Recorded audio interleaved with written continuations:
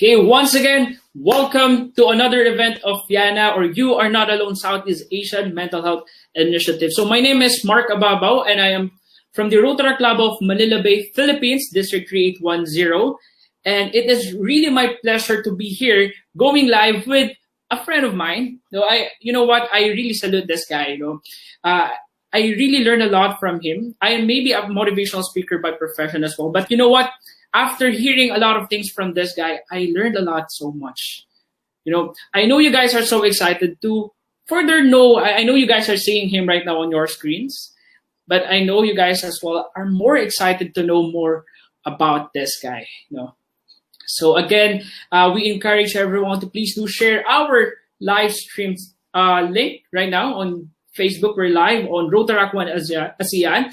And please do share this on your organization, on your pages, on your friends, with your relatives, or to someone that you know that really maybe they need this one right now. Maybe they're suffering or they're experiencing different things. This could be your early gift for them. Tag them, share this link to them, invite your friends to tune in here with us, because again, we have a lot of things in store for you guys for this evening.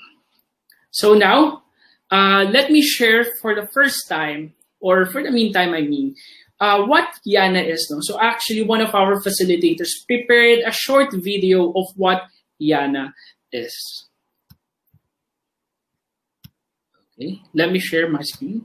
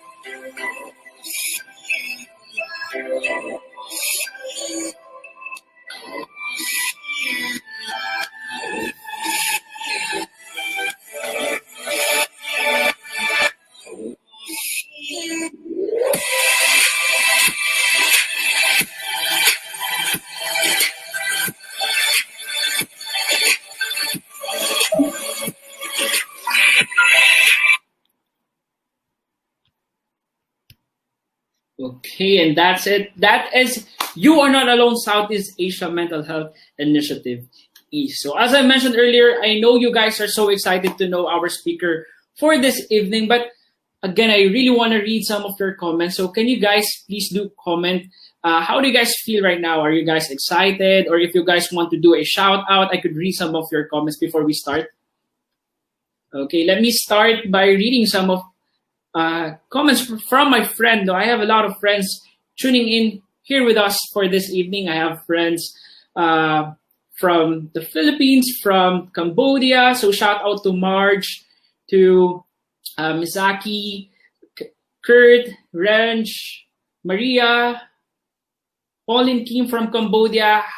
Hi guys, thank you for tuning in here with us for this evening. So again, as I always say, I know you guys are so excited, but before that, I hope you guys are all safe and sound whenever you are right now. I know this is a weeknight, so maybe some of you are from work, or maybe some of you are still doing their job or doing their modules if you're having an online class for this evening. So whenever you are right now, I hope that you're all safe and sound and very much comfortable. Now, Again, I know you guys could see our speaker for this evening already. So let me introduce this guy. So I really do salute this guy. He is a 29-year-old writer based here in the Philippines, and he is a communication arts graduate in the Lasalle University. And you know what I like about this guy? He is also a co-author of a book with Ardy Roberto entitled Ang Allowance na Hindi Bitin, or in English, The Allowance That Doesn't Run Out. You know what? I really want to read again this book in 2018. So that is the launching of the book. And currently, he is a marketing content writer for Sanitary Care Products Asia Incorporation. And now, please welcome on our virtual stage, please welcome Philip.ROA. Hey, Mark. Thank you so much for having me. Yeah, maybe you could do a shout out to our viewers right now. All right. Well, first, I'd like to give a shout out to everyone who's watching from around the world. Thank you so much for tuning in, whether it be morning, noon, or night. And of course, I'd like to give a special shout out to my girlfriend, Larise. Hi, honey. And my D group, Bros for Life, who are watching. Thank you so much for the support. And to everyone else who's about to tune in, I really hope that you learn something. Yes. You know what, Philip? I've already shared this live stream to my friends, and they're really excited to know you and to really listen to your maybe message or speech for this evening. I know you also prepared something for us. You have a lot in store for us, and I'm really excited personally. But before that, I think I need to ask this question. This is the most important question that we should ask our friends, our relatives, or even for a stranger. I really want to ask you this question. Philip, how are you? Really, how are you physically and mentally? Well, that's a really, really good question. And that's something that's very, very important. I am really doing okay, but it took me a while to get there. Right now, three things are just really in my mind. First is the holidays, and I'm looking forward to celebrating it with family and friends. And so that leads me to my second point, which is work. We're prepping for a lot of things because next year is our 25th anniversary. I'm making sure that I finish everything for December so that by 2021, we're hitting the ground running with all our anniversary projects. And lastly, I'm really just making sure lang din I can celebrate with the people who are close to me and the people I love most during the holiday season. Yes, that is also a must, Although we've experienced a lot of things, you really need to spend a lot of time with your loved ones or your relatives.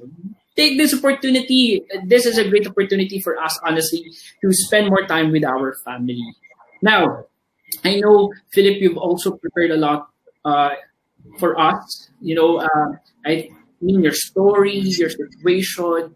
But I also want to hear from you, what's taking up most of your headspace right now? Well, aside from the three things I mentioned, the holidays, family, and also finishing up work, really it was just working, really working from home. At first, I really just thought that at first it would be a challenge, that I would slack off because I'm just at home and no one's watching me. But that really was the complete opposite. I found myself a lot more productive, and it really was more of a struggle adjusting to the change of working in a place where you were with a lot of people, and then now just working by yourself, working at home and having that independence, but also having to adjust to a different environment because you're just technically by yourself. That's true. No, I mean, even me, I've experienced feeling that kind of or being in that kind of situation, and I know a lot of our viewers could really also relate on that situation. That's why, if you're tuning in here with us, I know that you will learn a lot from this guy, from Philip himself. No, so again, we encourage for you guys to share this live stream. No, maybe you could tag your friends. I am seeing a lot of people tuning in here with us, tagging their friends. So you could do that as well. You may tag your friends if you know that maybe they're struggling, they're experiencing a lot of things, they're overthinking maybe. Maybe you can tag them. Again, this could be your early gift for them.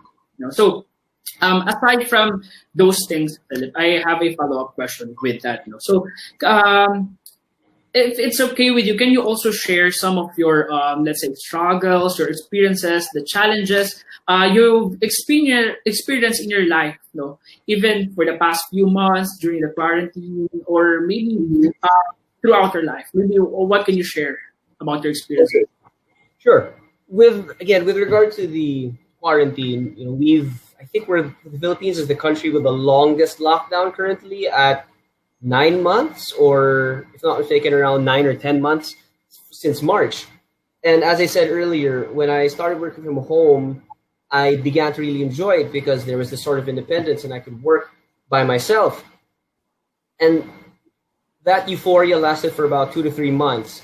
After that, I started to feel the strain, because that's what some people call cabin fever, where you're just stuck in a location for a long, long time with either little to no interaction with people from the outside, or having prolonged interaction with people from the same environment. And that really took a strain on me, because I was so used, and I believe all of us were so used to hanging out with people in person. And because of the lockdown, that has been affected and actually decreased dramatically. So that was really a struggle for me, not seeing a lot of the people I saw every day on a regular basis.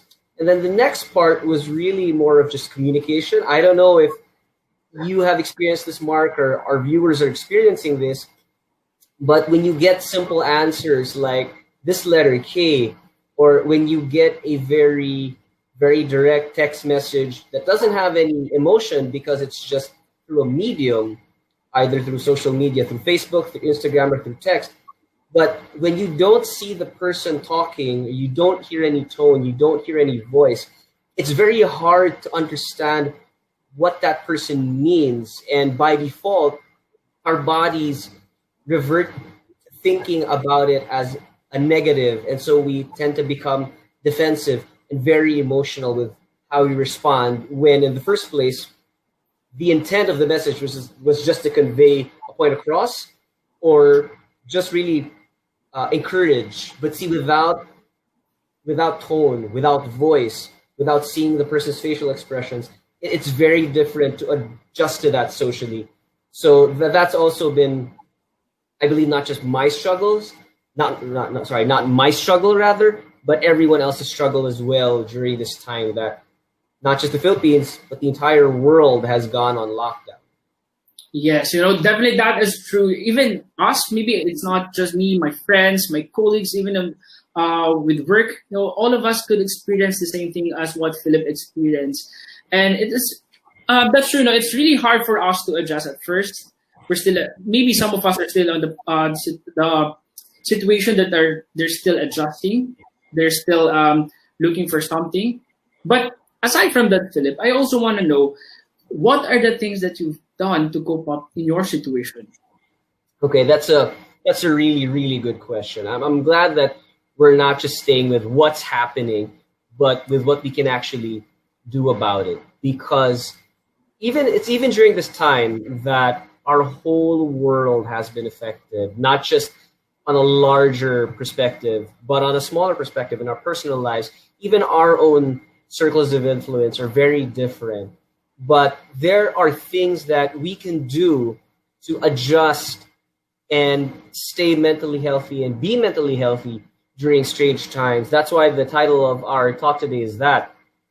Because, to be honest, it's easy to be mentally healthy when everything is more or less okay, when you have maybe one or two things in your life that aren't so good, but everything else is fine. It's good. It's easy to stay mentally healthy. But when everything, or when majority of your world or your life is turned upside down, in fact, that's why I call it strange times, because these are strange times. It's really, really tough to stay mentally healthy or even be mentally healthy. And so the first tip I would give to our listeners and our viewers is this. First, we have to accept our current reality. We have to stop denying that there is no COVID-19, that there is no pandemic, because one only needs to look at news online or on the TV that the virus is affecting a lot of people. In our country alone, from where I last checked, the infection count or the number of infected has risen to around 420,000 plus people. Back in March, that was just in the tens, hundreds, maybe during the middle of our lockdown, maybe thousands. Now it's reached hundreds of thousands. So it's a very, very real thing that's happening. But see, we have to accept that. Why? Because when we do, we begin to change our minds and say, okay, there's something happening that's different. Our old way of life for now is no more. And when you do that with a humble attitude, that is where change begins. Because you cannot change if you're resistant to it from the start here. It really starts here. And I'll share more about that later. And this is why Alcoholics Anonymous, this is the 12-step program that helps alcoholics recover from their addiction to hard drinks. One of their quotes is, admission is the first step to recovery. And that's true, because if you have an addiction and you want to recover, the first thing you have to come to terms with is that you are addicted, that you do have a problem, and that you do need to do something about it. And it's in the same way, because we're in a pandemic, we have to first admit that we are in one, that we are struggling, that we need to do something. And when we come to terms with that, that's what allows us to slowly make changes so that we can adapt and also stay mentally healthy. Now, once you've admitted or we've admitted that there is a problem or that there is a change, the next thing that I would recommend, and this is something that I've also done, is to create a schedule. I really like this tip because I consider myself a schedule-oriented person. I don't write it down, but from the time I wake up, there are certain things that I do that give a sense of order. And that's why it's so important to have a schedule. A schedule gives you a sense of order in your life. Because I don't know if you've experienced this, Mark, but have you ever had a day where you just woke up and you had nothing to do that day? A lot. Yeah, I've experienced that a lot, yes. Okay. What was the feeling like of waking up and having nothing to do, not having free reign on what to do during your day? What was it like?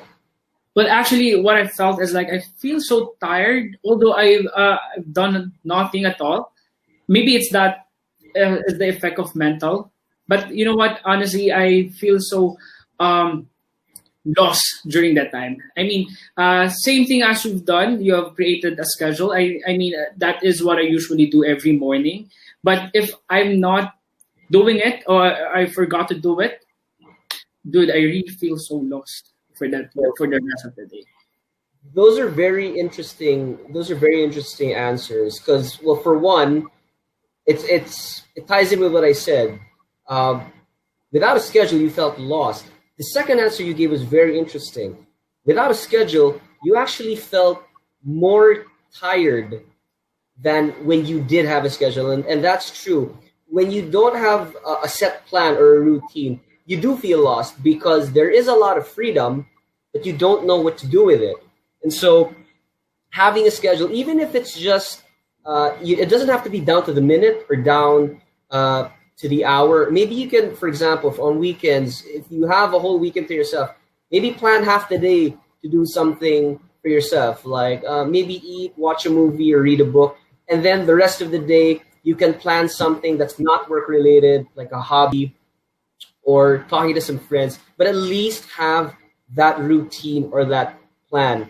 The second part that you mentioned, I want to zero in on that, is feeling tired. That's probably, based on what you said, that's probably due to the mental strain, because if you're not used to having that sort of freedom, your mind, by habit, starts thinking, what can we do?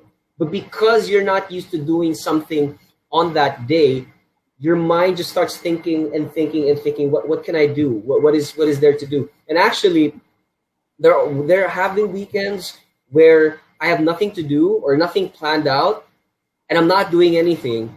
But I experienced what you experienced. I feel really tired, or I felt really tired, simply because my mind was thinking of what I could do.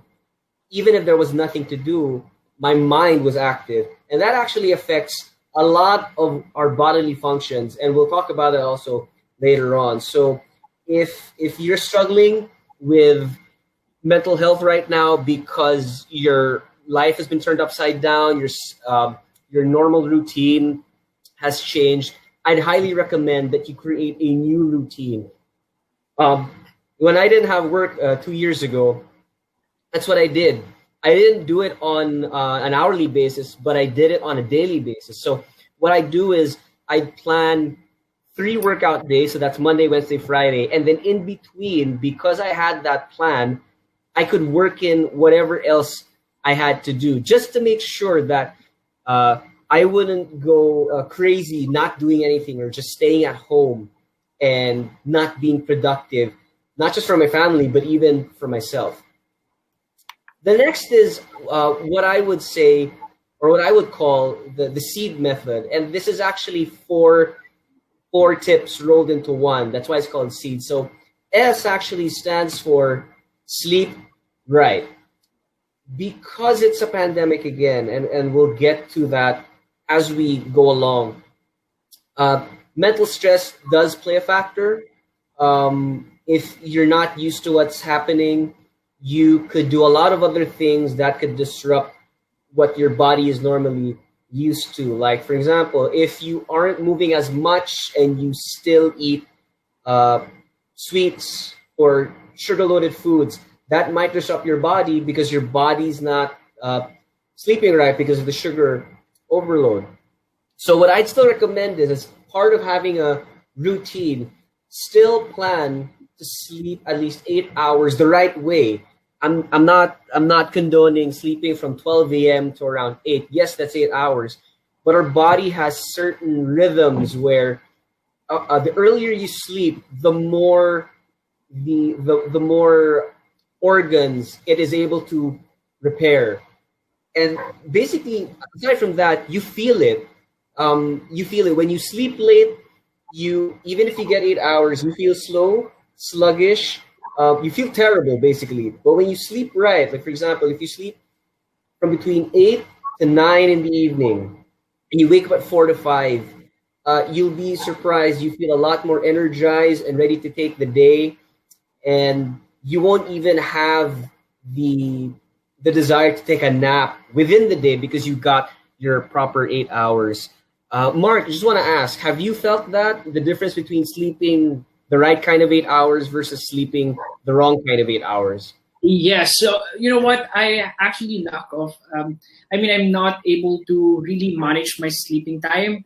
There were a lot of times that I only sleep for like 4 hours every day because of work, because of a lot of tasks that I need to do. And you know what? As you mentioned earlier, it was really true because you would actually feel something different when you sleep with 8 hours than just sleeping within minimal hours. There's a lot of difference, honestly. Oh, that's true. In fact, 2 weeks before this talk, my sleep schedule was really messed up. I'd sleep at around excuse me. I'd sleep at around like 10 to 11, and then I'd wake up 6, maybe 7 o'clock. Sure, I'd get 8 hours or 7 hours of sleep, but because of my sleep schedule, it was really late or close to midnight. I still would feel really horrible, and there would be times after work I'd end up taking a nap right after work because I didn't get enough, or I didn't get the right kind of rest. But then the week after that, which was last week, I started sleeping earlier. I started being in bed by 9:30, 10 o'clock, 10:30 would be the latest. And I saw a huge change. My girlfriend knows this because I share with her my sleeping habits. I'd be in bed by like 9:30, and then I'd be up 5 to 6. Sure, that's around 6 to 7 hours. Sometimes I'd get to sleep a little over 8. And I'd realize I normally would take a nap after work. So I clock out at 5 and then lie down in bed and try to take a nap. But what I noticed this time was my body wouldn't nap. It would feel tired, but it wouldn't be that tired that it needed a nap. And I realized when you sleep right, your body gets the correct amount of energy it needs for you to function properly. And when you sleep right, actually, when you sleep early, your brain is able to flush out the waste that it accumulates. Yes, the brain also accumulates a lot of waste throughout the day, which is probably why when you're puyat or when you lack sleep, doesn't it feel like sometimes your brain or your headspace isn't really working well? Like it's hard to put thoughts together or think straight? I mean, have you ever experienced that, Mark? Yes, dude. I mean, I've experienced that even while working. There were a lot of times that I feel so tired that I was just like thinking, dude, I really need to take a long nap after this work, because I wasn't able to sleep a lot. And, you know, it really affects us, not just physically, actually, but the way we think, right, Philip? Yeah. It actually affects us. Exactly. When your brain is trying to tell you need to sleep, but you have to do something for the day or a priority, your mind is already split into two. Your mind is trying to do two things that are completely unrelated, because your body's trying to say, okay, wait, we need to survive. We need to get some sleep. But then because you're already awake, you're trying to focus on something. And when your brain's attention is distracted like that, you really won't be able to function. And that does also play a part with your mental health, rather. I mean, taking care of your body, because the brain is also part of your body. The next tip I would say in the SEED method, which is the first E, is something I already mentioned in passing earlier. It's basically just eating right. Like I said, we're at home more, we're out less, we don't get as much physical activity. I, for one, miss walking, not exercising walking, but walking from my office to the canteen or the office building to another office building. And so, you know, those opportunities, those small opportunities and windows to burn energy is lost. So I would really recommend everyone to eat a balanced diet of carbs, protein, and fiber. You know, as much as possible, avoid sugary snacks and sweets and even drinks, because that might also affect with you sleeping right. And that's happened to me. I made a mistake one time of drinking soda at around 4 to 5 in the afternoon, and I didn't go out that day. I was working from home. I wasn't exercising that day, I think, and I just drank soda, and I couldn't sleep. I think I fell asleep I couldn't sleep at the right time. I was in bed by 9. I fell asleep at 12 or 2 o'clock, and it was that bad. And, you know, eating right also affects your sleep. So I would recommend eat a balanced diet of healthy foods. Again, a balance of carbs, protein, and fiber. And for sure, that is going to positively affect your sleep. And eating the wrong kinds of food, most especially sweets, will also negatively affect your proper sleeping habits. Has that ever happened to you, Mark? A lot of times, dude. I mean, I'm guilty, honestly, that I'm not eating well because of work. You know, there were a lot of times that I wasn't able to eat even on lunchtime, even on my break. And right after my work, I just eat a lot of junk foods, and it really affects me physically. Look at me right now. I mean, I got a lot of weight during the pandemic because of really just eating a lot of foods that is not healthy or not proper diet. You know, Mark, I really appreciate your honesty, and I can sense that the audience is really learning from the both of us right now. Yes. I like what you brought up, not just about eating the right kinds of food, but eating at the right time. And that's true, because when you eat at very long intervals, for example, if you ate at 8 o'clock in the morning and then you're supposed to eat at 12, then you didn't eat at 12, you ate at like 3 or 4 or 5, or even maybe a few hours later than normal, that is actually bad, not just because you skipped the whole meal, but because it rewires your brain into eating much more than you actually need, because you have pent-up hunger. So in a way, your body's making up for that. So while it sounds good that you're eating 2 meals a day only, what happens is your body makes up for that. So it doubles your appetite, and that's actually what can contribute to the weight gain. So not only do we have to eat right, but we also have to eat at the right times. Next would be the second E, which is exercise. Again, we're mostly stuck at home. We don't have the same physical activity, well, the normal physical activity of walking to and from places because there are travel restrictions in certain areas.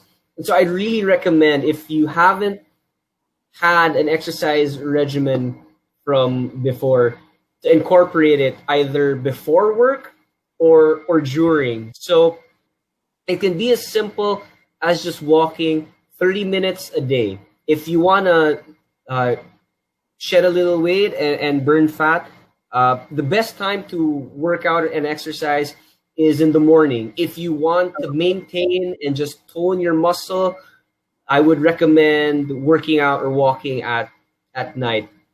You can do this 3 to 4 times a week, spread over 7 days. So you can work out either, I'd recommend actually working out every other day, just so that your body has enough time to recover. And coupled with eating right and sleeping right, the exercise will actually give you also much needed energy to go throughout the day. And exercise also improves sleep quality. I've had friends who told me they started working out that right after they worked out, they immediately slept better. Their body clocks got restored, and they're really enjoying it. So I would really recommend that.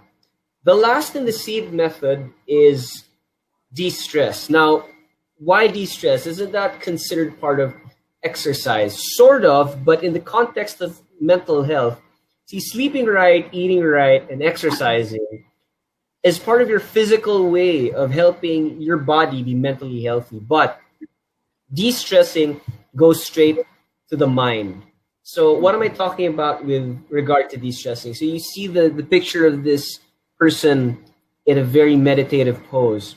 So de-stressing is, in the context of this again, is basically just taking activities that rest or realign your mind. So one is meditating. What you can do is, before starting your day, you can actually just sit in your bed and just think about what you want to do for the day, what you have to accomplish for the day. Basically, you can plan. You can plan for your day mentally and basically prepare yourself so that when you start the day, you know what's priority number 1, 2, 3, 4, and 5. It's not starting the day and then scrambling everything, thinking about what to do beforehand. As they say, you don't prepare for war when you're in the middle of it. You prepare for war even before. So that's just one way of de-stressing your mind. Or one thing you can do also for your mind is to read a book before going to bed, simply because it makes you think of something else other than what concerns you, like work or family or finances. And it also trains your brain to think creatively because you're reading something that's different. So that's for the SEED method. The next one would be to recreate social interactions. And this is actually a Zoom meeting of me and my office mates. We had a reading club going on a couple of months ago. And so every Friday afternoon, we'd gather on Zoom and we'd talk about what we had just read. And it was really nice, not just because we got to read again and exercise our brains, but also because we got to talk to each other. Yes, we didn't see each other in person, but it felt like it. It felt like we were seeing each other in person because we were in Zoom. And like now, yes, I'm not able to see all of our listeners and all of our audience members, but I know this is something very similar to attending a live talk. So just recreate that. You can host a virtual party with Zoom and FB Messenger rooms, and I'm really amazed at how technology has really adapted to bring back social interactions in a virtual way. Like a couple of weeks ago, I was on Messenger rooms with a couple of my friends, and I was amazed that they finally brought games. So I said to them, you know what, one of these days we'll try that, because now I don't have to go online or download a game. I can just go to Facebook Messenger and hang out with them and really just enjoy their company as if I were talking to them in person. Have you experienced something like that, Mark? Have you been able to recreate social interactions with your friends online? You know what? What is my favorite task, maybe during the pandemic, is that I was able to really host a lot of events with my friends. So I was able to host different game nights during, via virtual. So I'm just sending them some foods via Lala Move. We have a courier here in the Philippines. We call it Lala Move. So I just send them some foods, and then we'll just do it virtual. I have a lot of friends. We're doing it. We both watching movies through. I forgot the name of the app, but maybe that's something that you could do as well. Like you could watch Netflix at the same time. That's what we usually do. I watch Netflix with my friends.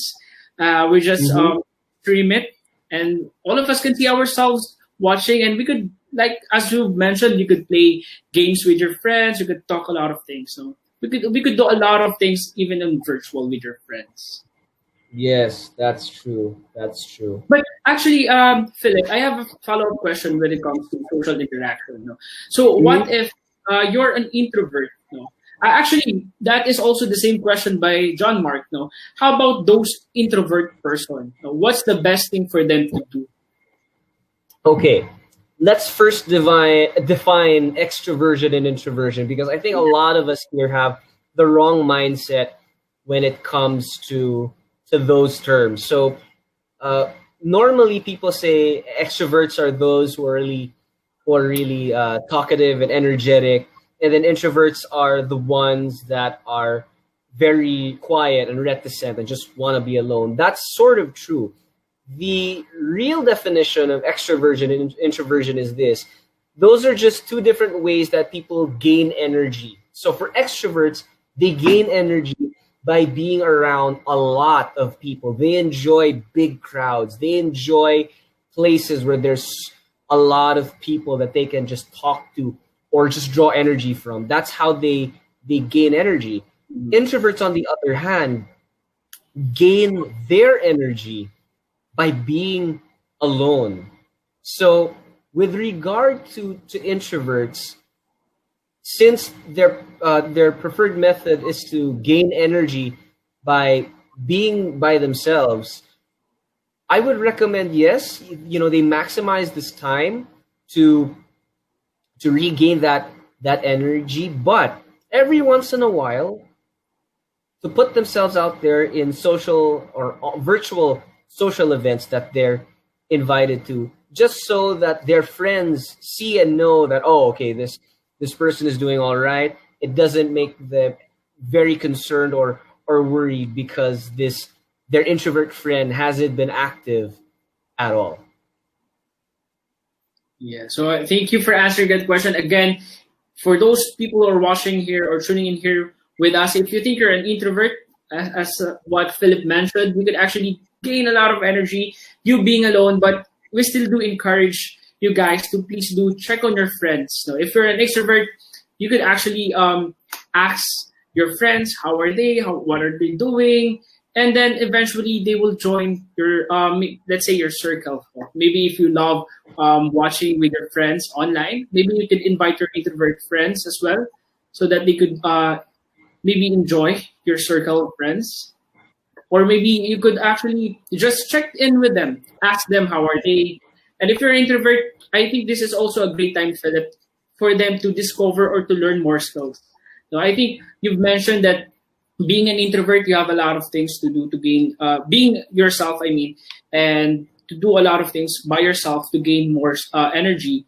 I think somehow, as you mentioned, de-stress, they could read books, they could watch Netflix by themselves, as long as it also give them a peace of mind and also give them energy. Yes, that's correct, Mark. So when you've done this, you've created a schedule, you've applied the seed method, you've recreated social interactions, and things start getting pretty normal, routine, and you start to feel a bit of cabin fever because this is already your new normal. What I recommend, and this is something that I've actually done, is to change up your routine. So what I mean by that, I'm going to use my story as an example. So this is my work desk. And for the first 3 months of the lockdown here in Manila, this was my office. I woke up every day, I sat on that desk, and I did my work. And, for the first 3 months, I really enjoyed it. But then after a while, it got so boring to look at the same white wall, screen on my right, painting on my left, wooden shelves up top, although you can't see it in the picture. And so what I did was, to sort of get out of that quote-unquote cabin fever, I switched it up a bit. So I started working in our living room downstairs. So that's the yellow couch that I would sit on. I would just move the pillows to my left. I'd set up a table in front of me, and then I'd sit there.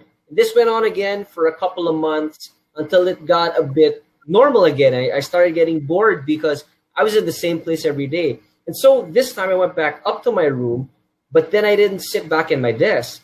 What I did was I set up the desk that I used downstairs in the living room in front of my window, and then my seat from the desk I just used. So it was more of a relaxed working environment for me because I could put my feet up, excuse me, on my bed while working. So that again was a very different routine for me, and it helped. And then when that got a bit dull already, I just flipped it in reverse. So now my back was against the window, and now I was facing my cabinet and my door. And so it just keeps things interesting. Again, because you're not going out of the house to go to a different environment, like say the office or a cafe or somebody else's house to work. You have to find simple ways to change it up so that it doesn't get boring and your mind also doesn't just cave in by, let's say, waking up and then facing the same four walls with regard to working from home. It also is actually a bit stressful because when you use the same room to work and rest, your mind doesn't perceive a boundary. So when you go to your room, you immediately think, oh, this is my office. This isn't a place where I can work. You can get to that, but I would really recommend our viewers and our audience members to practice changing those routines just so that their minds can think, okay, we're working from home. For now, this is my office, but then later on, this is going to be my rest place after. Have you experienced this as well, Mark? Being bored because you're working in the same place for X number of days, weeks, or months, and you had to change location. Otherwise, you feel like you would have probably gone insane because it's working in the same area for a long period of time. Yes, dude. You know what? During pandemic, I was actually thinking of just making my room as is. But you know what? I realized that revamping your room would actually make yourself much more comfortable in your room. So what I did is actually I made my room. So I redecorated, I revamped it into a loft style. So I actually separated my space where I am comfortable, where I could sleep, and then downstairs on my loft bed is where I could work actually. So same with Filipino, I think we could encourage our viewers also to revamp something on your place to make you comfortable and to make it something different.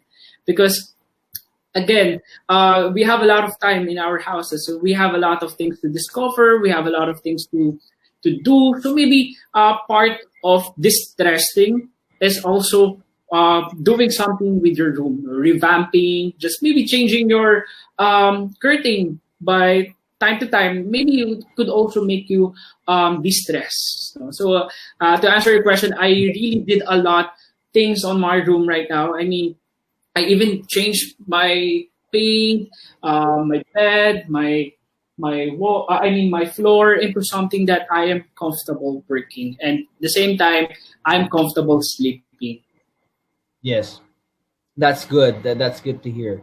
And lastly, from the things that I did to help me stay mentally healthy, I think this is something I also would want to preach and really highly recommend to all our audience members, is to really consider psychiatric counseling or consider counseling, because this is the first time, perhaps in our generation, we're experiencing such a drawn out, stressful situation, and our minds just sometimes don't know how to respond or how to deal with what's happening. In fact, I was doing research a while ago, and our own Department of Health, along with the World Health Organization, did research and found out that depression hotline calls increased pre-pandemic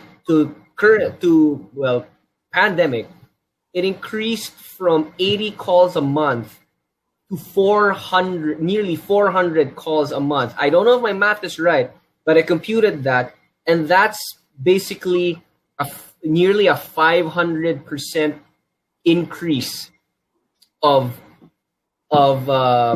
mental health concerns. And so there's I want to break that stigma of mental health, of not wanting to get psychiatric help or counseling, because just like our bodies, when they need healing, you go to a doctor. When your heart has a problem, you go to a heart doctor.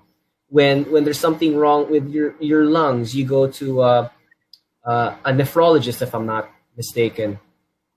Same with our minds. If there's something up with our minds, if there's something up with our way of thinking that needs to be addressed, I'd really highly recommend going to a psychiatrist, because not only can they give you mental counseling, but they can also prescribe you the correct medication to deal with your mental health concern. Yes, Philip, but actually, I have a question with that though. For you, when is the perfect time to actually seek for a professional help, or maybe talk to someone professionally?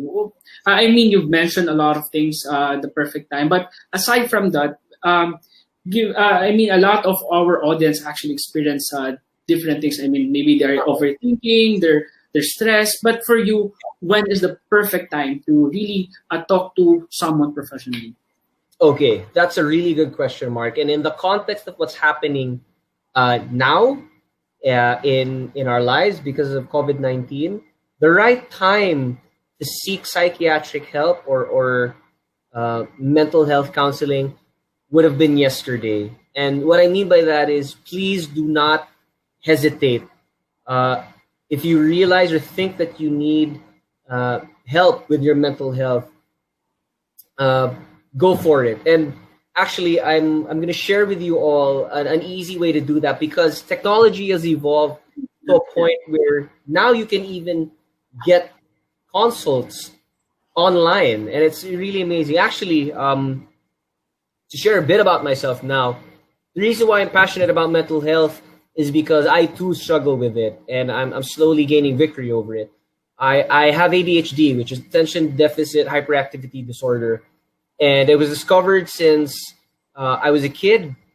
And now it's only, I think, around 4 years ago with my current doctor, whom I'm going to promote in a bit, share a bit about, that I got properly diagnosed and also properly medicated. And so that's why my last point earlier was considering counseling, because it really helps. It really helps. It reframes a lot of the wrong mindsets that we've gained throughout the years. It's a lot of unlearning the wrong things and learning the right things, which I'll also talk about later. And so if you're interested in getting a medical consult, you can find my doctor, Dr. Pearl Reyes. She has a Facebook and IG page here.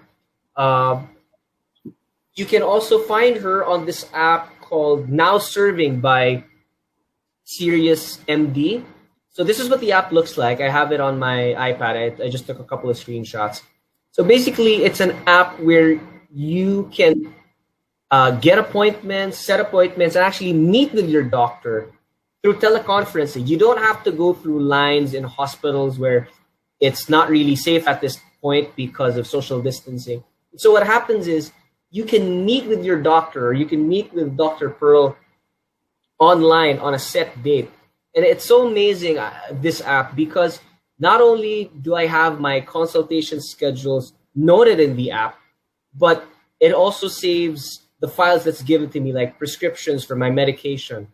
And I can even chat with her because when you're online and she's online and you're waitlisted, there's a number that you get. So she'll chat with you and say, oh, you can go ahead next, or I'll let this other patient go first and then I'll get to you. And so it's just amazing how much easier it is now to get consultations. Before COVID-19, I had to drive from work to go to her office, and if the line was long, I'd have to wait like 2-3 hours just to get a consult. Now I can just do it in the comfort of my own home, and it's all how do I say it? There is little to no physical contact, so it's safe for her, and it's safe for me as well.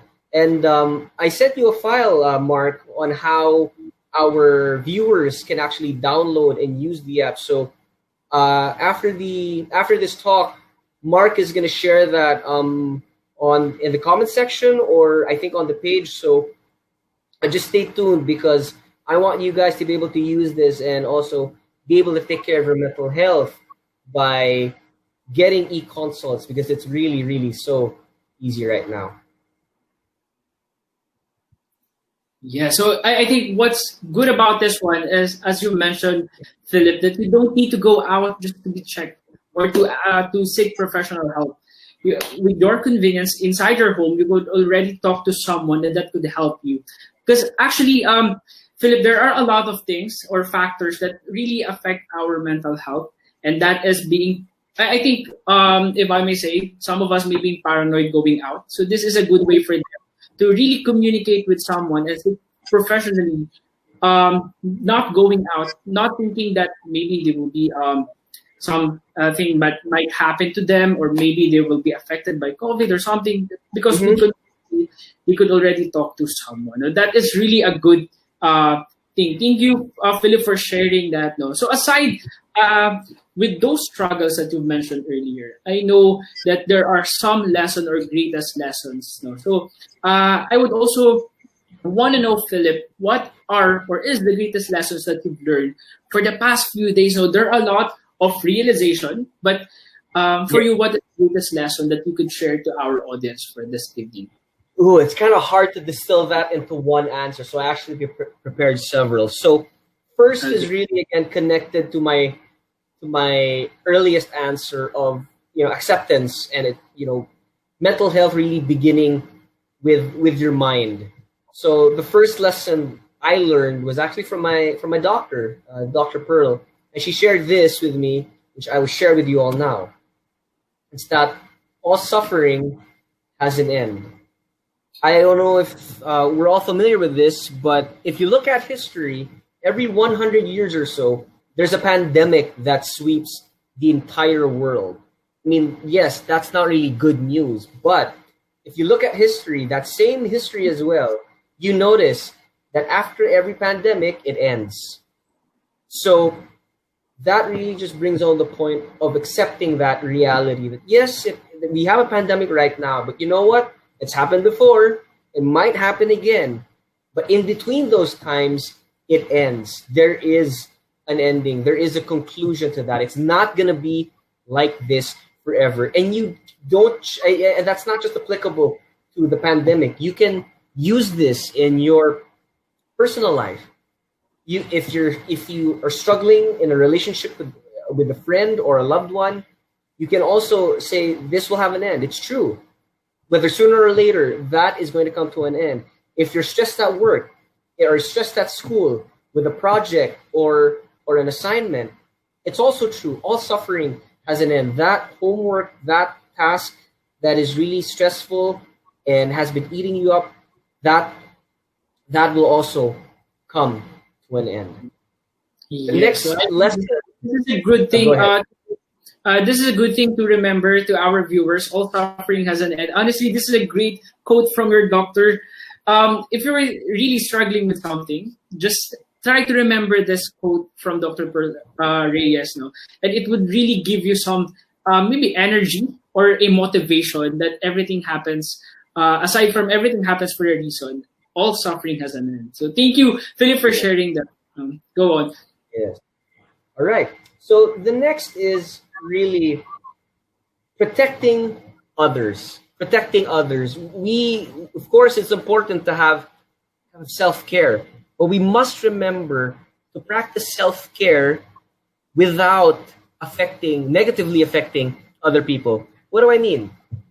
Because science has proven that the more people are out, the higher the risk of COVID-19 spreading, we must take precaution. When we want to go out, we must think, okay, do I really have to do this? Can this be done at another time? Because as we have seen that, the more people are out, the higher risk of people getting infected. In fact, there was a story shared by one of the founders of our company. They have a friend that didn't go out this whole time during COVID, and they went out just once, and then when they got back, they contracted it. So we really have to be careful. We really have to be diligent and wise in discerning when or how to go out. So it can be as simple as, if you are going to go out, make sure you wear your face shield. Make sure you wear your face mask. Make sure you wash your hands with soap and water for 20 seconds when you go out and when you go in. Make sure that you protect others when you do these things that you love. Because at this time, we really have to be thinking about the safety of everyone around us, not just ourselves. And then, of course, as I mentioned kanina, no, we also need to learn self-care. Self-care is not selfish. Self-care is just basically learning how to take care of you, especially now, because we aren't really able to do the self-care things that we normally would want to do. I mean, does anyone here enjoy getting manicures and pedicures? I'm sure a lot of us do. Do any of us enjoy going malling or just walking with a loved one and eating outside? I'm sure we do, but we can't really do much of that now. And so we've got to find ways that we can do that, again, without compromising the health of other people around us, whether within our circle of influence or way out of our circle of influence. So I'm going to be sharing a couple of things that I did to practice self-care in a very, very safe way. So the first thing was really, I came to terms with the fact that I'm a plantito. Okay, I've had these plants on my patio for some time, and it was about, I think, 2 months ago, I realized, you know what? I'm here at home. I have these plants outside, and I might as well start taking care of them. And so slowly but surely I did. So these are my Songs of India. Those are 3 pots. They're very leafy now because I water them every day. And then this is my vine plant. Again, it used to be, well, didn't used to have a lot of leaves, but now because I've taken care of it, I'm taking care of it rather, it has bloomed and blossomed. Same with my snake plant. That didn't used to have a lot of tendrils and leaves, as it were. But because I started taking care of it, it grew. And one of the things I learned from taking care of plants is it's really patience. You can't expect plants to grow overnight with just 1 liter of water. But when you start enjoying the process, when you learn to enjoy waking up at 4, 5 in the morning and then watering them, or watering them after work when your responsibilities for the day are done, it really, again, not only helps you maintain a routine, but it also helps you care for something else, because plants are living things, and you'll be amazed at how they respond when you give them the right care and attention. They weren't this abundant before I started taking care of them. So this is one thing that I've learned to do, and I've come to appreciate. And now I'm even researching what kind of water to use and what other fertilizers I can use so that they can grow even more. Another thing that I've started doing is you're reading books. And since I can't buy books, physical books outside, without the concern of getting infected, I downloaded Kindle on my iPad, and I've bought books and also gotten books from a friend. Actually, most of these books are from my boss. She recommended them to me, and I've read 5 of 8 of these books. And not only are books great to, pass the time, but reading different kinds of genres also relaxes your mind in a way, because it takes you to a different world, and you also learn very, very different styles of writing. And so that's one way you can also improve your skills, not just in writing, but in a topic that you are very, very interested in. Yes, you know what? Aside from that, I think you could also encourage our viewers that they could do different things. Like if they, I know there are a lot who is not really fond of reading books, so maybe you could try reading some different articles, or maybe watching series or documentaries. So there's a lot of ways that you could do to really cope up in this kind of situation. Actually, you mentioned earlier, Philip, about something that every one of us could really relate going out. But aside from that, for you, what do you think are the effects of this pandemic into us mentally, in terms of mental? What do you think are the factors that really made us think or put us in that kind of situation? Okay, that's a really good question. Thanks for that, Mark. And I only have one answer that I think is going to be relevant with everyone across the board, and it's basically paranoia. I think this is the biggest effect of COVID-19. From washing our hands maybe every 30 minutes, or just being so afraid of going out, even to just do simple things or groceries, because we might risk getting infected, even if we take the necessary precautions, or the place we're going to is taking the necessary precautions. I really think anxiety, paranoia, and worry has just increased as well on a national and on a personal level. To share a bit about that further, I'm gonna share my screen, or I'm gonna shift my screen to this video on Netflix that's called Coronavirus Explained, and it's going to share why our bodies react this way when it comes to prolonged stress. I just want to test the volume lang, if you can hear it, no? Okay. Can you hear the volume?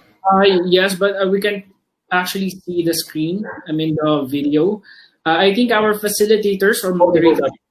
Sorry, Okay. I'll share screen again to that particular screen. Whoops. Okay. But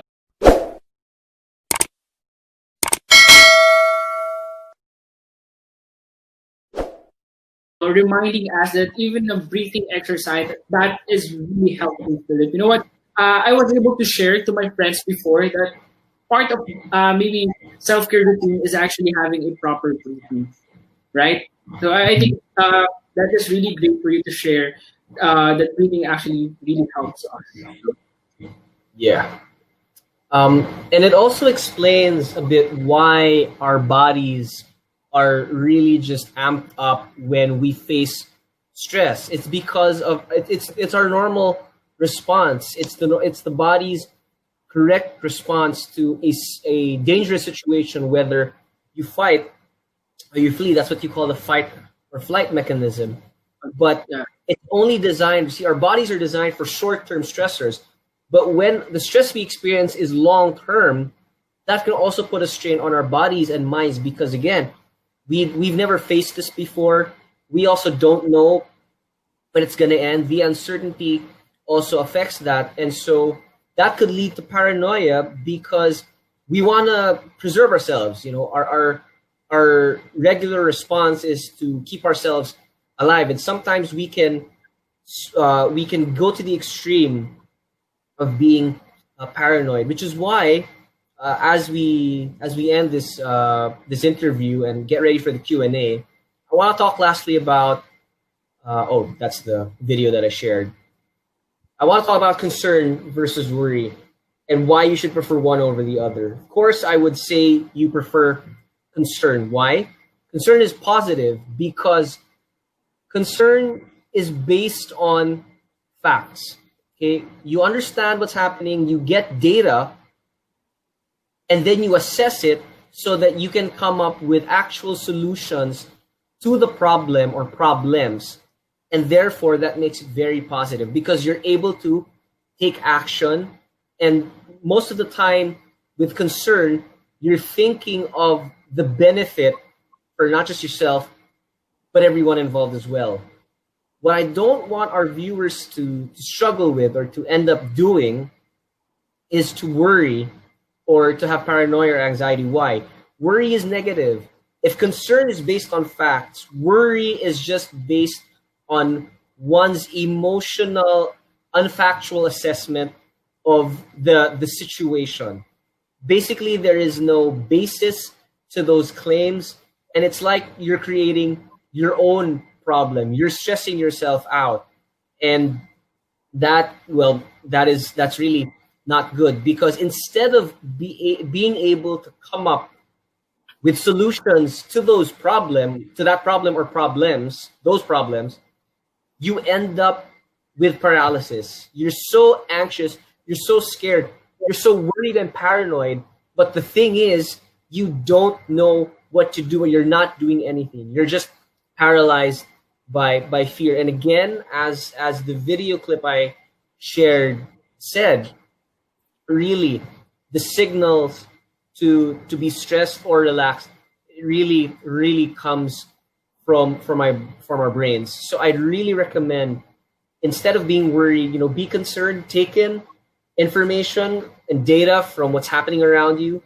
Take the time to process it. Yes, it's normal to feel afraid because of something you don't know or something you're unused to.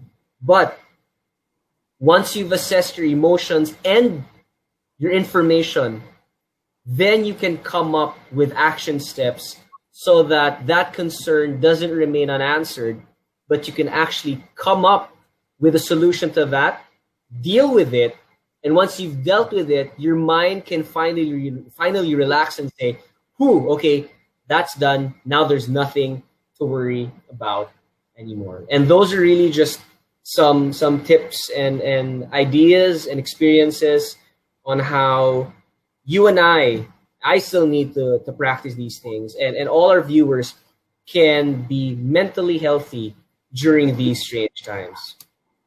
Yes, that's true. You know what? The great thing about having this kind of event, Philip, honestly, is to remind ourselves, but also our viewers, to take care of themselves. No, this is a perfect time to really do practice self-care, and at the same time to check in with your friends. So I learned a lot from your topic, Philip, honestly, from taking care of yourself, from communicating with your friends, and maybe from stopping being paranoid of what is really happening in our environment. No? Yes.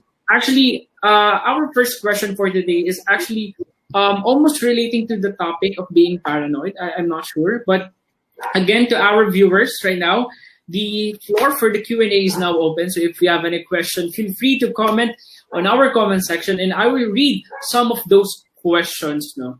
So the first question, Philip, is actually from John Miranda Santos. No? So he said that I've been reading a lot of mental health articles online. So what I've observed is that most of the journalists use terminologies in a negative form. Now, as a mental health advocate, what's the best solution for this? Okay, that's a really good question, but I need some context so I can answer it and give a solid one. What terms were used?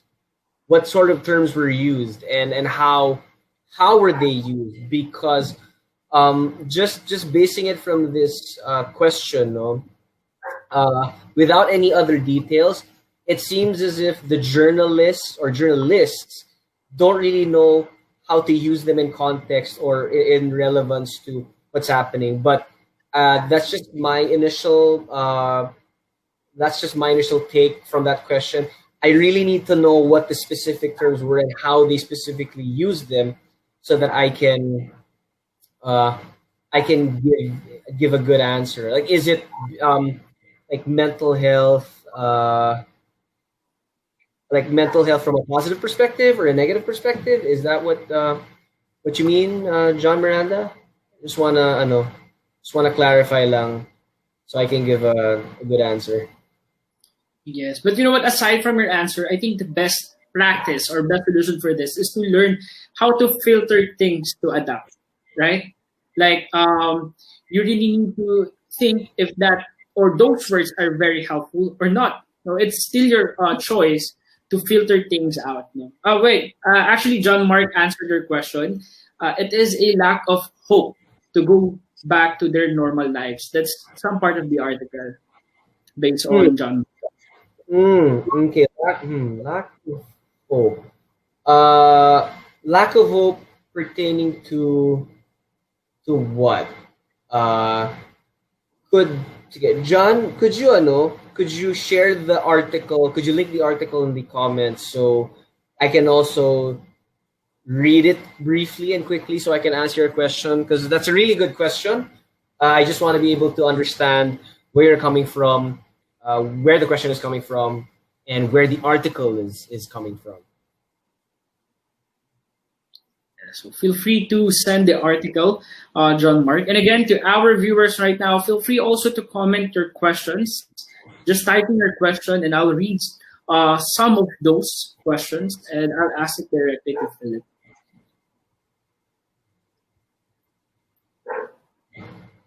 Okay.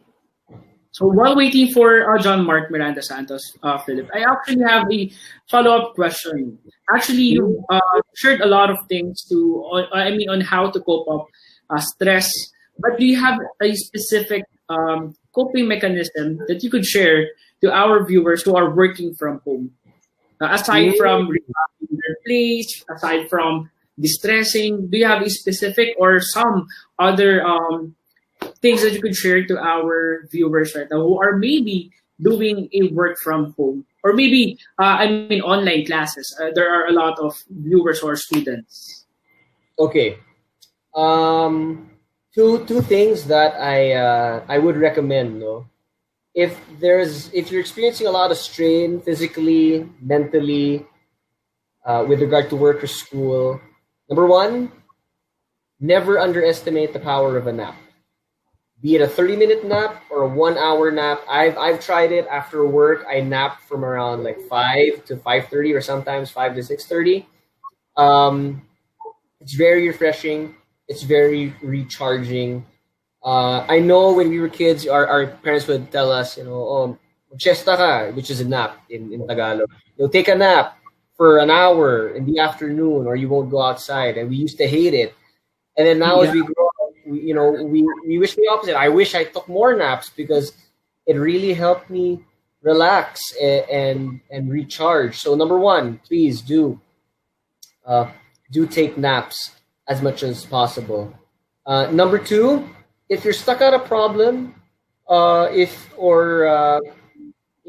you can't seem to solve a task that you have for school or work, either work on something else that's not related to that task, or get out of your room and move somewhere else. Take a walk or sit somewhere else. Let your mind just roam.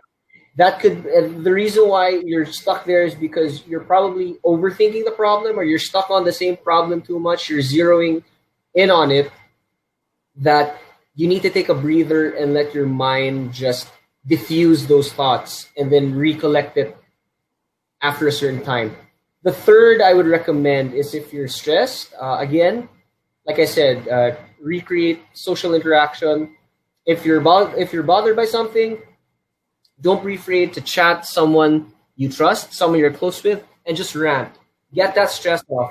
Sometimes the best way to de-stress is to just talk to someone about your problems and get either advice or their sympathy. That's true. Anyway, Philip, John Mark already sent the article, so you may also read that by yourself. So while reading, I could actually add more to your answer on how to cope up the work from home situation. So go ahead, if you please share. I'll please do that while I read the article and also listen to you. So I actually do work from home all the time. It was really stressful. I could really relate to you guys that it is really stressful. As what Philip mentioned earlier, that you're just facing your walls or your windows or etc. But being used to that for almost 3 months or more than 3 months, it's really stressful. But what I did is I actually restyled my desk from starting to restyling my desk into revamping my room. It is really a great opportunity for me as well. While working, I could actually repaint my walls. I could buy online a lot of things. If you're maybe not kind of shopaholic, but it is maybe your way to distress, like shopping online. As what Philip mentioned earlier, maybe one of your coping mechanism is to go shopping or malling. So now it is also convenient for us because we have an app. We have a lot of online apps like Shopee, Lazada. So you can actually use that form as well to buy the things that you need. It would also lessen you being overthinking to go out or to buy things essential. So there are a lot of things that really convenient as of now. So you don't really need to go out just to spend more time outside. If you're thinking that, or maybe you're still paranoid going out, it's okay. It's your safety. It really matters. It's important. So as long as you, as what Philip mentioned earlier, as long as you know how to take care of yourself, as long as you know how to follow the protocols, you can do a lot of those things. Okay. It's true. Thanks for sharing that, Mark. So I finished scanning the article, and while I don't have the same perspective as John Miranda about it, I do have some thoughts about the article. So it's not really that the journalists use the terminologies in a negative form, because it actually is true. There has been an increase, according to the article, and according to my research, really an alarming increase of mental health concerns. Not just suicide, but even those who actually have the opportunity to seek help through the NCMH hotline or the National Center for Mental Health. But what the article presents is an even more alarming problem, because if the government has to seek help from the religious sector to deal with these concerns of mental health, that just shows, and well, I'm trying to find a way to say it that won't cause that much controversy, but that just shows the government itself was not or is not ready to tackle with the issue of mental health. And the reason I say that is, if you were ready, then you would have enough manpower or capabilities to address it without having to ask help from other sectors. And it's a bit surprising that they asked the religious, religion or the church to help, because from what I know, it's only now as well that churches are warming up and opening up to mental health and to deal with mental health problems. And so, as a mental health advocate, to answer John Miranda's question, maybe directly or indirectly in a way, the best solution really is for that stigma to be broken down, because mental health is a real problem. It's not something that you can just pray away, because doing that is like giving a thirsty person food to drink or a hungry person water. Yes, you sort of meet the need, but it's not exactly that person's need. If a person is hungry, you give them food to eat. If a person is thirsty, you give them water to drink. If a person is suffering from a physical ailment, you bring them to a doctor, to a physical therapist. If a person is struggling with the way their mind is working, or an incorrect mindset that's just been enabled for months or years, you bring them to a psychiatrist or a psychologist, because that's the right response to that concern. And so really a lot of it is just acceptance. Again, like I said earlier, accepting that, yes, it's not just accept the reality that COVID-19 is here, but it's accepting the reality that mental health concerns are real and they also need to be dealt with, and they are just as important as other health problems we face today.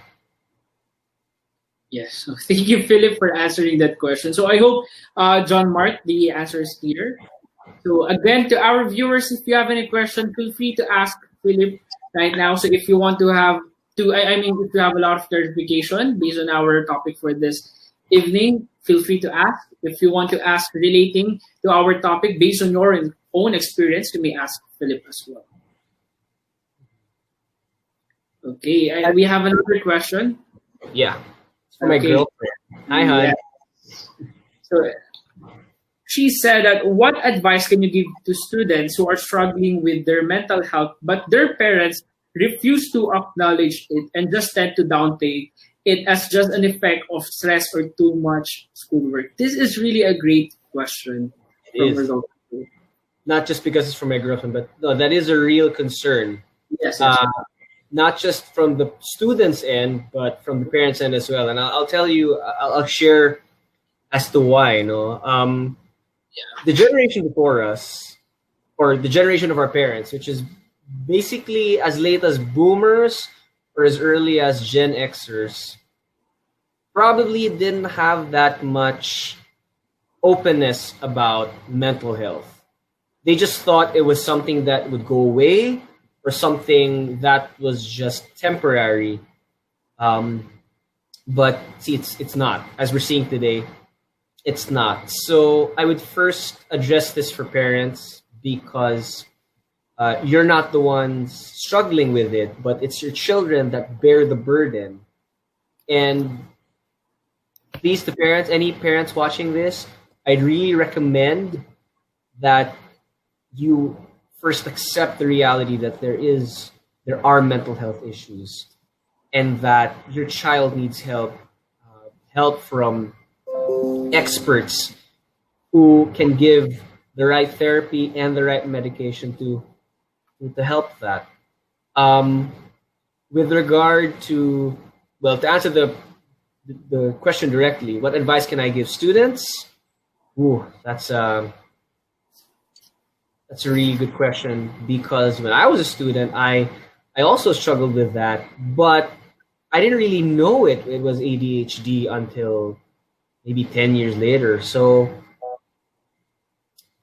I would recommend you speak to your guidance counselor if you have one in school, because I know guidance counselors can also help in that area. In fact, when I found out when I was a child that my guidance counselor, when I was in, I think, nursery or prep 1, it was my guidance counselor that noticed and called out that I had indeed ADHD.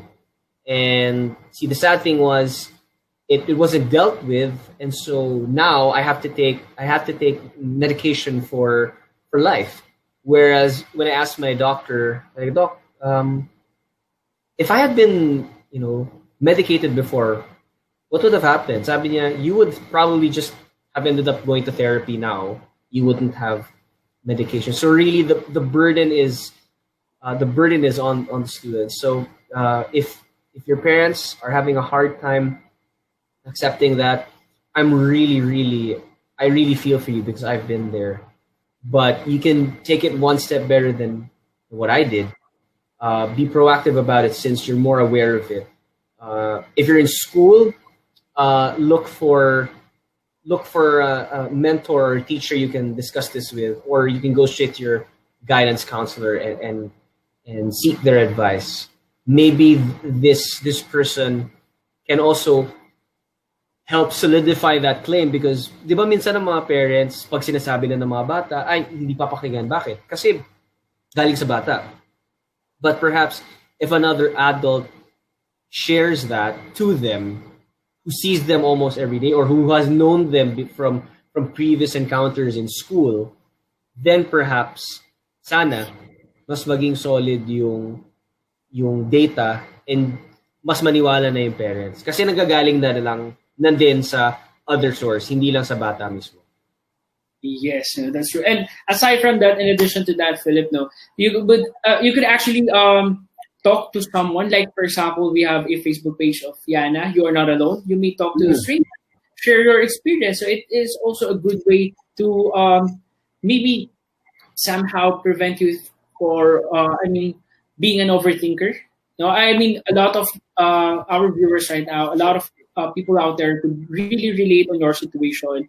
Maybe you are a student or maybe you're working. No, there are a lot of different situations, but there are a lot of people could still believe in your situation and could really relate, and also could help you in that situation. So again, thank you, Philip, for answering that question. So to our viewers, if we still have any questions, feel free to ask. But for the meantime, before we end, Philip, I think maybe you could also share some advice again to our viewers right now, or maybe a message to those people who are struggling, being an overthinker, or maybe someone who is also experiencing different things like being having an anxiety or being depressed. Do you have any message for them? Yes. Before I forget, this is the exact reason why groups like YANA have established themselves. They want to reach out and help those struggling with their mental health. To be fair, I wish I had something like this growing up, so that I could have understood myself better. I could have spoken to my peers who would have given me advice and information on what I was dealing with. So please maximize these opportunities that you have. You don't have to go out of your house. You don't have to dial out of a phone book, like a literal book that's this thick. You just have to open your phone, search on Facebook, and you can join that group. As Mark said, do join the group. Do get connected with those who you think are also struggling with the same concerns, because they can also give you really, really good, relevant advice.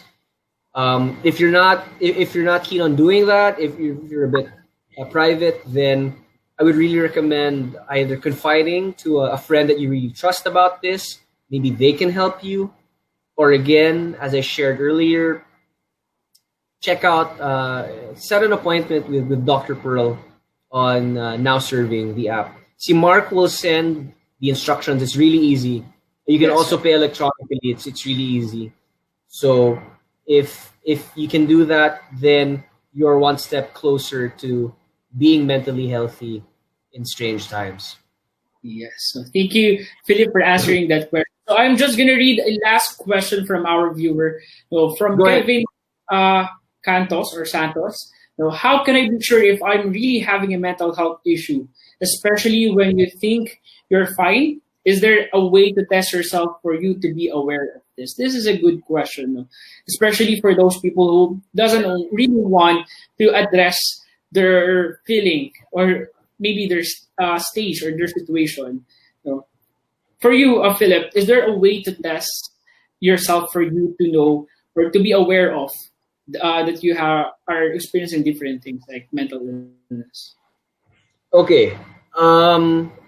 First and foremost, I would definitely say you need to get yourself checked by a professional, because it's hard to self-diagnose. I mean, if even for physical ailments, we don't recommend self-diagnosis or diagnoses, what more mental health pa. So again, like I said in my previous answer before this question, to really get yourself checked by a professional. It's really easy. It's you can just check it on your phone, or you can get connected with like YANA, who can give you advice. Do you guys do that naman din, no? You also know what symptoms or what signs of a mental health issue are, so that you can also help them and guide them. Yeah. So you guys can do that also. I have other answers that I want to give, but they are not medically professional or medical or professional, so I will withhold from answering. Really better if you get checked by a professional or get support from a group that more or less knows what they're doing. Like you are not alone. Yes. Again, you could actually communicate with a stranger like Yana. If you want to share your experience, your situation, we are free to listen and feel free to share your situation. So thank you, Philip and Kevin, for that question. Now, again, so to our viewers, if you still have any question, feel free to ask. But for the meantime, Philip, just in case maybe some of our viewers wasn't able to really tune in with us, but they are going to watch this live stream later. Where they can contact you, just in case they have any questions aside from the questions I've read. You guys can reach me on my I didn't put my handles pala or my social media contacts. You can reach me by my email. That's where can I leave that here? It's philip.roa@gmail.com. I'll just put it in the private chat, and then. Or you guys can add me on Facebook. I think my name is on the posters on the YANA page, so you can just look for that, and I'm tagged. So my name is Philip Ezekiel. I'll also put that in the chat so people can just search for me. My Instagram is also, well, you can just search for me on Instagram. I'll also put the handle there below. Again, I sent it to you, Mark, via chat, the private chat here in StreamYard. So I really would like I really enjoyed this, especially the Q&A, because I really want to help people who are struggling with it. I went through it when I was much younger. I didn't really get the kind of help and support that you guys have now in this generation, and so I just want everyone listening to have a much better experience and really a much better mental health, so that you can avoid the mistakes I made and the things that I missed out on, so you can be mentally healthy, especially now in this really, really challenging, or these really, really challenging, strange times. Yes, thank you, Philip. But just in case, do you have any more message to our viewers before we end our live stream? Well, first, really, thank you so much to YANA for inviting me. This is such a great platform to talk about not just mental health, but other issues that are important and relevant to the youth. So really, good job, you guys, to Charlene, to Terrence, to Dee. Thank you so much. And I look forward to, getting to talk, being invited again, hopefully, and talking to the youth and to the young professionals about other concerns they may have. And you can watch this video again, to all the viewers. And I really recommend that you take what I said with a grain of salt. Don't just take everything in as gospel.